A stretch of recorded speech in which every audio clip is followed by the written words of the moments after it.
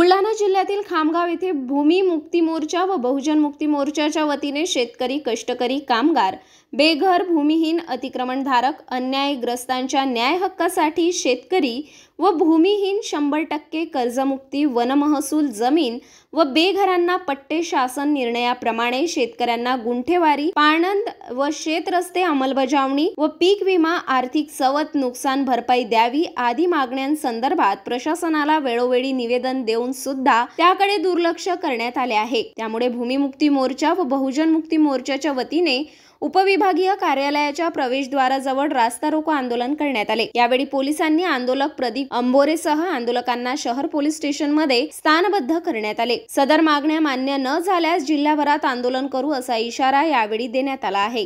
अंबोरे भूमी मुक्ती मोर्चाचा संस्थापक अध्यक्ष आज या ठिकाणी माझ्या सर्व सहकाऱ्यांच्या सह बुलढाणा जिल्ह्यातील नव्हे तर राज्यातील शेतकऱ्यांच्या, भूमिहीनांच्या 100% कर्जमुक्ती, त्यांचा सामाजिक न्याय आणि 1990 पूर्वीच्या लोकांना जमिनीचे पट्टे आणि 13 डिसेंबर 2005 पूर्वीच्या वन जमिनीचे पट्टे आणि या भागातले ज्या जिल्हाधिकारी बुलढाणा आणि उपविभागीय अधिकारी खामगाव यांनी जे काही आदिवासी वन हक्क कायद्याची पायमल्ली करून जे वन हक्क दाव्याबाबतची जी काही अपीलीय परिस्थिती असताना त्यांचं कोणतेही अपील दाखल न करून घेतात त्यांना त्यांच्या जमिनीच्या अधिकारापासून जे वंचित करण्याचा प्रयत्न केलेला आहे।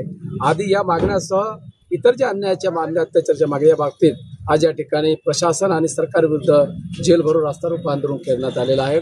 आमच्या सरकारला सांगणं आहे की शेतकऱ्यांच्या शेतावर राबणाऱ्या कष्टकरी भूमिहीनांचं सुद्धा शेतकऱ्यांच्या कर्जमुक्तीप्रमाणे भूमिहीनांचं कर्जमुक्त झालं पाहिजे।